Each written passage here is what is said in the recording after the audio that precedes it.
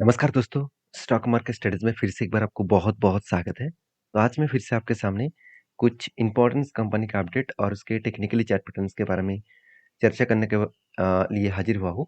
तो इस वीडियो को पूरा लास्ट तक ज़रूर देखिएगा क्योंकि इस वीडियो के अंदर सिर्फ कंपनी के डिटेल्स नहीं, कंपनी के कुछ गुड न्यूज़ भी और गुड अपडेट्स भी आपके साथ शेयर करने वाला हूँ। तो वीडियो को पूरा लास्ट तक देखिए और अभी तक अपने चैनल को सब्सक्राइब नहीं किया तो ज़रूर कर लीजिएगा। कंटिन्यूअसली इन्फॉर्मेशन और अपडेट्स पाने के लिए चैनल के ऊपर बने रहिएगा। तो चलो देख लेते हैं कौन सा कंपनी है इस वीडियो के अंदर। फर्स्ट जो कंपनी है जिसके बारे में चर्चा करूँ उसका नाम है लुपिन। देखिए लुपिन के बारे में बात करूँ तो लुपिन एक बड़ी फार्मास्यूटिकल्स कंपनी है। अगर इस कंपनी के पेयर कंपनी से बात करूँ तो इस सेक्टर में टॉप 5 टॉप 6 में कंपनी का नाम देखने को मिलेगा क्योंकि लुपिन का जो मार्केट कैप है वो करीबन 73,000 करोड़ के आसपास है। और लुपिन का जो खासियत है कंपनी का प्रॉफिट का ग्रोथ आप खुद ही देख लीजिए। कंपनी का सेल्स का ग्रोथ कितना था, सॉरी सेल्स का ग्रोथ कितना हुआ 20% मतलब 20% के आसपास। और प्रॉफिट ग्रोथ करीबन 300% के आसपास, सारे कंपनी से बहुत गुना ज़्यादा। तो अभी क्वेश्चन ये आएगा कि इतना परसेंटेज कंपनी का प्रॉफिट ग्रोथ कहाँ से हुआ। देखिए अगर कंपनी का क्वार्टरली रिजल्ट देखेंगे तो कंपनी का जो पिछले बार का जो प्रॉफिट था वो करीबन 158 करोड़ था और इस बार वो 600 करोड़ तक चला गया। मतलब सेल्स उतना ग्रोथ नहीं हुआ, 4,300 से 5,000 करोड़ के आसपास बना। मतलब अराउंड 20% के आसपास ग्रोथ हुआ। उसी हिसाब से अगर प्रॉफिट को देखें तो 158 से डायरेक्टली 600 पहुंच चुके हैं। मतलब कंपनी खुद की एक्सपेंस को बहुत हद तक कम किया है और उसके साथ साथ कंपनी के कुछ मतलब टैक्सेशन भी कंपनी पेमेंट कम किए पिछले सालों की तुलना से। इसके चलते हुए कंपनीज के ऊपर एक गुड जर्नी देखने को मिलेगा और गुड गुड जर्नी देखने को मिल चुका है। और अभी देखिए कंपनीज का जो बैलेंस शीट है वहाँ पे भी देखेंगे तो कंपनी के जो रिजर्व है वो लगातार बढ़ते चले गए। उसके साथ साथ कंपनी के जो बोरिंग्स है वो भी एक पॉजिटिव मोमेंटम में देखने को मिला क्योंकि पहले 7,000 करोड़ के 8,000 करोड़ के बोरिंग्स था, वो घट के 3,500 करोड़ के आसपास पहुंच चुके हैं।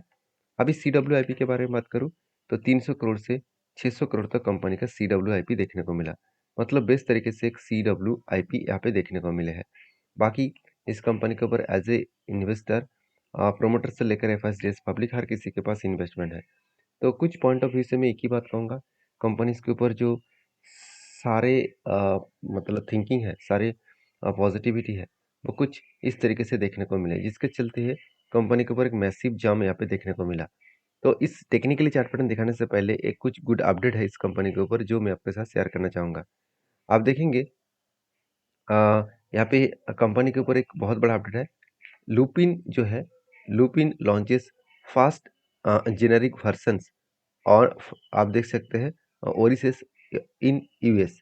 मतलब लुपिन के ऊपर एक जो जेनेरिक मेडिसिन है वो यूएस मार्केट में अभी उसका प्रोडक्ट को लॉन्च किया है। तो इस एक्स्ट्रा बेनिफिट कंपनी को ऑब्वियसली मिलेगा क्योंकि लुपिन ज़्यादा से ज़्यादा इसका बिजनेस जो है सिर्फ इंडिया में नहीं ऑल ओवर वर्ल्ड में कंपनी के बिजनेस फैला चुके हैं। जैसे कंपनी का अगर बिजनेस पॉइंट ऑफ व्यू से देखूँ तो कंपनी के जो रेवेन्यूज है वो आप कहाँ कहाँ से आ रहे हैं वो देख लीजिए।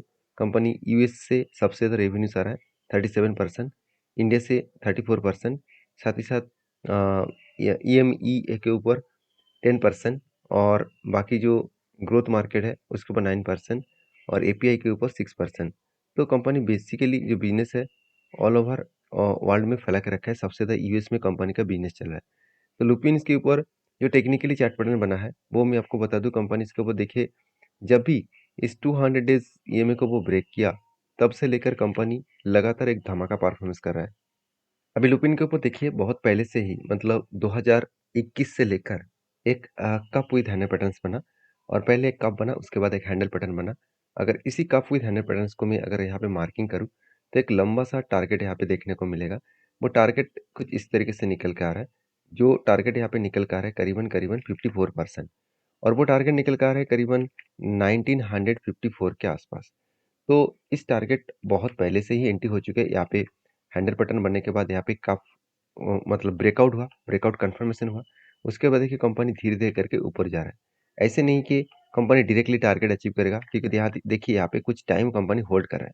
तो जब भी कोई लंबा जर्नी होने के बाद कंपनी किसी जगह पे होल्ड करे, उसके बाद ब्रेकआउट करेगा तो वो इजीली टारगेट तक जा सकते हैं। तो मैं पहले ही इसको आपको मार्किंग करके दिया था कि किस तरीके से कप विद हैंड पैटर्न्स को वो ब्रेक कर कर आगे बढ़ रहा है। तो हमेशा इस तरीके से टेक्निकली चार्ट पैटर्न को जरूर आप बैक टेस्टिंग करिए, तो आपको पता चलेगा कि हाँ, कप विद हैंड पैटर्न्स में कितना दाम है। हाँ, तभी इस तरीके से कंपनी के ऊपर काम करिएगा जब उस कंपनी का फंडामेंटल फाइनेंशियल स्ट्रांग हो। तो नेक्स्ट जो कंपनी है उसका नाम है कोल इंडिया। देखिए कोल इंडिया बहुत दिनों से कुछ पॉजिटिव थिंकिंग नहीं था। बहुत दिनों से कंपनी लॉसेस में थे, मतलब कंपनी प्रॉफिट में थे, मगर जो इन्वेस्टर है उसको लॉस दे रहा था। फाइनली जब सरकार ने मतलब पीएसयू कंपनीज के ऊपर ज़्यादा से ज़्यादा ध्यान दिया, तब से लेकर पीएसयू कंपनी लगातार एक धमाका परफॉर्मेंस किया और कोल इंडिया के ऊपर बहुत बेहतरीन परफॉर्मेंस आपको देखने को मिलेगा। उससे पहले कंपनीज के ऊपर डिटेल्स दिखाने से पहले मैं कंपनी के ऊपर एक अपडेट मैं आपके साथ शेयर करना चाहूँगा। वो अपडेट क्या है? आप देख सकते हैं 20 coals mines likely to come into operations by the year end. मतलब 20 और जो कोल का जो माइनिंग है वहाँ पे वो काम करने वाला है। मतलब कोयला जो माइनिंग किया जाएगा, 20 और नया माइनिंग ओपन किया जाएगा और वो भी इस मतलब 2024 के अंत से पहले। तो एक बहुत बड़ा पॉजिटिव थिंकिंग होगा, क्योंकि कोयला का डिमांड बहुत ज़्यादा है। अभी भी 70% कोयला के माध्यम से ही पावर जनरेट किया जाता है। तो कोयला का डिमांड आज भी है और फ्यूचर में भी रहेगा, ऐसे नहीं कि ज़ीरो हो जाएगा। कोयला आप कहेंगे सर गवर्नमेंट का जो टारगेट है 2047 में ज़ीरो इमोशन करने का, तो क्या उस टाइम कोयला तो बंद हो जाएगा? हाँ, आपकी बात सही भी है, कोयला बंद हो जाएगा मतलब एकदम ना के बराबर हो जाएगा, ये बात सही है। तो देखिए, इतने कम टाइम के अंदर-अंदर कोयला का जो बिज़नेस है वो बंद करना और उस जगह पे रिन्यूएबल एनर्जी को रिप्लेस करना इतना आसान नहीं है।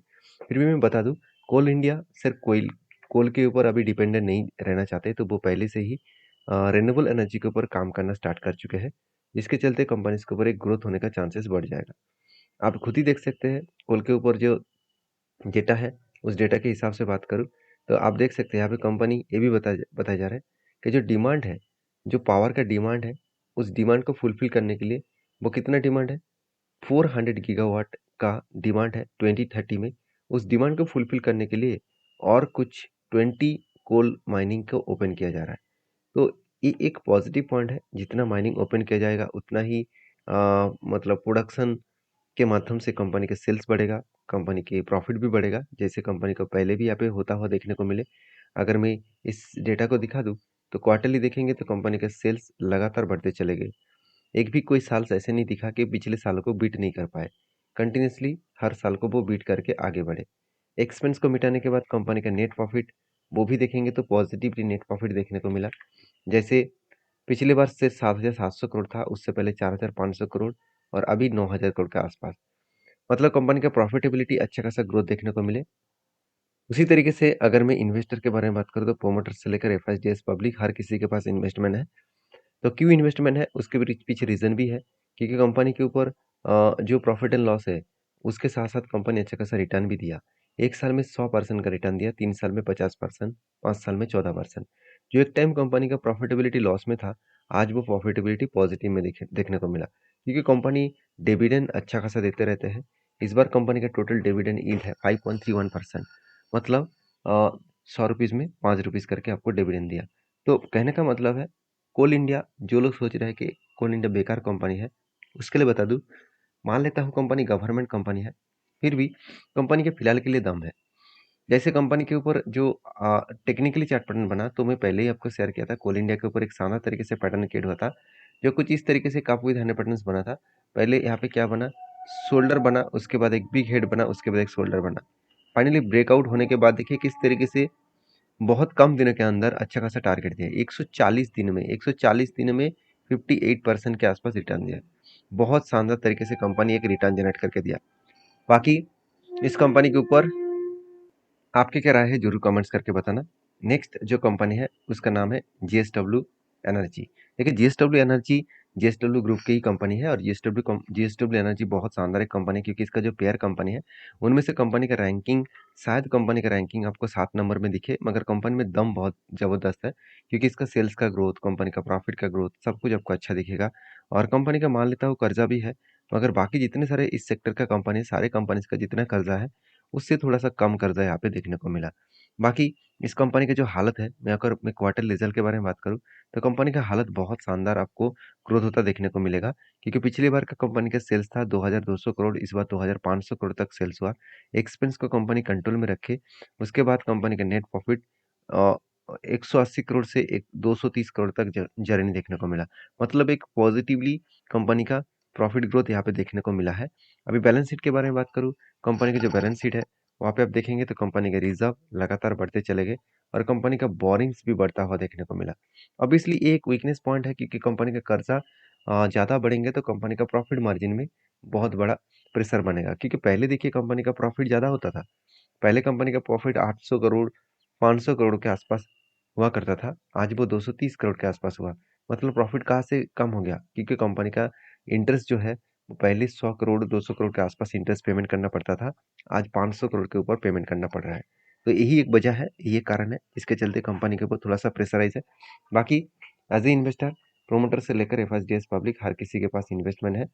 और रही बात इस कंपनी के अपडेट का, तो उसके ऊपर बात करूँ तो कंपनी के ऊपर एक बिग अपडेट है।